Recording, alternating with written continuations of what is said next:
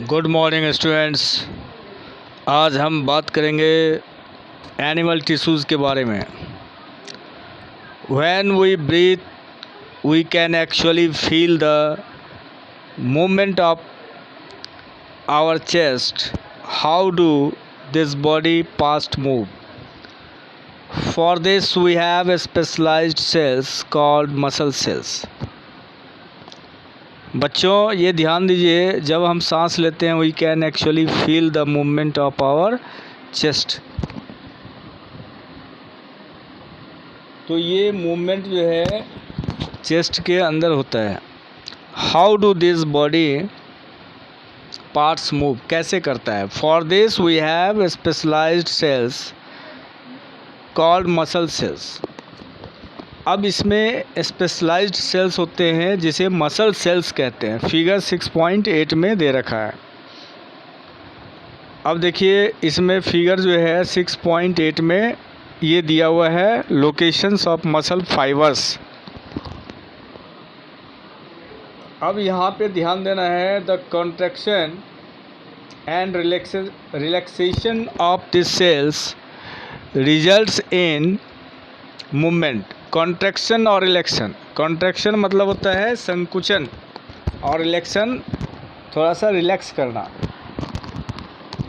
तो ये मसल्स का जो मूवमेंट होता है कॉन्ट्रैक्शन और रिलैक्सेशन, उसकी वजह से हम लोग क्या होता है, हम लोग सांस ले पाते हैं।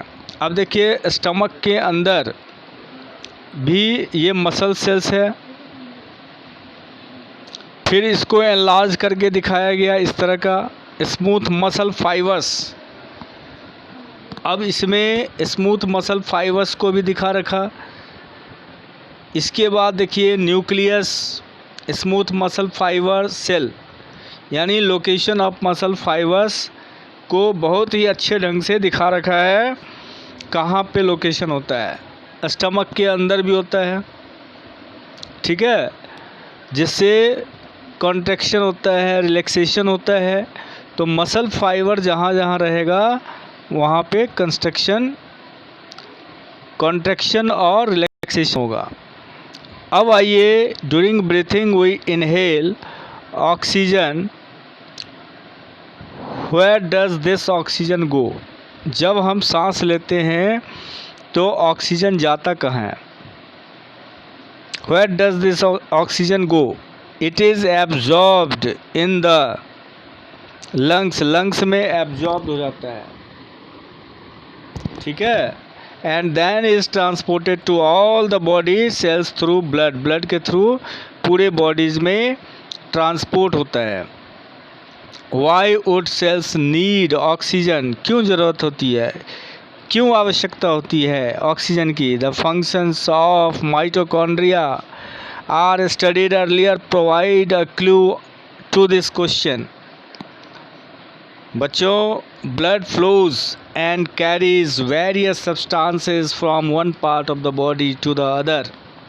ब्लड जो फ्लो करता है वो कैरी करता है बहुत सारे सब्सटेंसेस को एक पार्ट से दूसरे पार्ट में ले जाने के लिए। For example, it carries oxygen and food to all sales.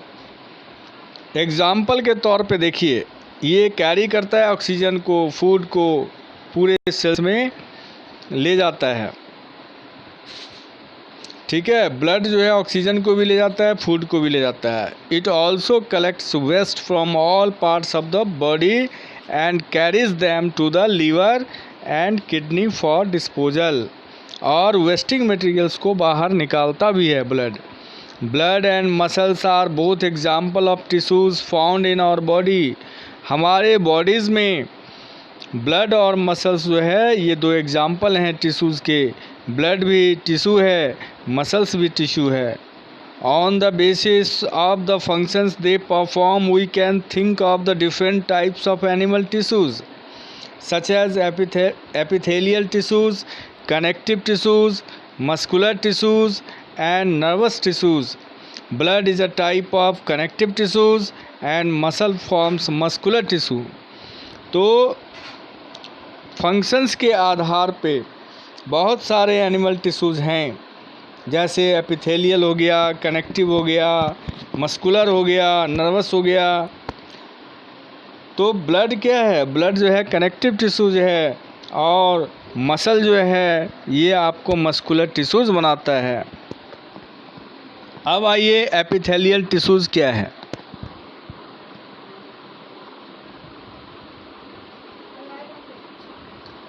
The covering or protective tissues in the animal body are epithelial tissues. Epithelial covers most organs. देखिए ध्यान दीजिए, the covering or protective tissues in the animal body are epithelial tissues. जो animal bodies में जो cover करता है या protective tissues है वो एपिथेलियल टिश्यूज़ है। Epithelium covers most organs and cavities with in the body. Epithelium जो है ये क्या करता है? कवर करता है बहुत सारे ऑर्गन्स को और कैविटीज़ को विद इन द बॉडी, जो हमारे बॉडीज़ के अंदर है। It also forms a barrier to keep different body system separate. और ये बैरियर का भी काम करता है to keep different body system separate, body system को सेपरेट रखने के लिए। The skin, the lining of the mouth, the lining of the blood vessels, lung alveoli and kidney tubules are all made of epithelial tissues. ये सारे जो हैं epithelial tissues से ही बने होते हैं। Epithelial tissues cells are tightly packed and form a continuous sheet. Epithelial tissues cells जो हैं वो टाइटली पैक्ड होता है and form a continuous sheet, और शीट बनाता है। They have only a small amount of cementing material between them and almost no intercellular spaces. Obviously, anything entering or leaving the body must cross at least one layer of epithelium. As a result, the permeability of the cells of various epithelia play an important role in regulating the exchange of materials between the body and the external environment, and also between different parts of the body. Regardless of the type, all epithelium is usually separated from the underlying tissues by an extracellular fibrous basement membrane. Different epithelia show differing structures that correlate with their unique functions. For example, in cells lining body vessels or lung alveoli, where transportations of substances occurs through selectively.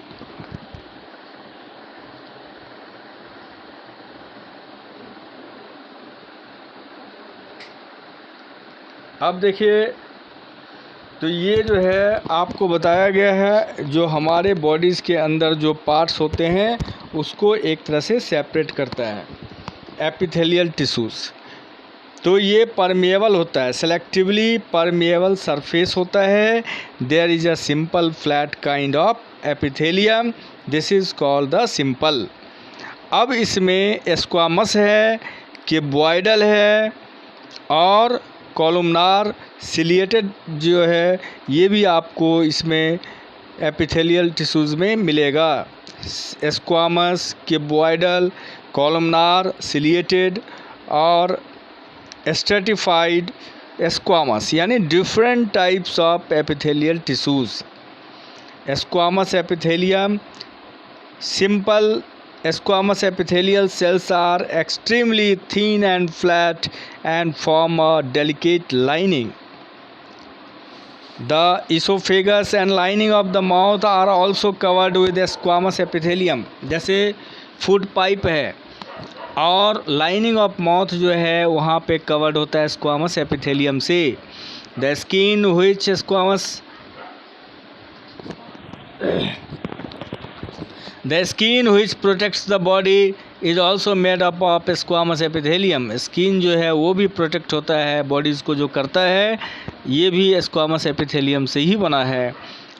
Skin epithelial cells are arranged in many layers to prevent wear and tear.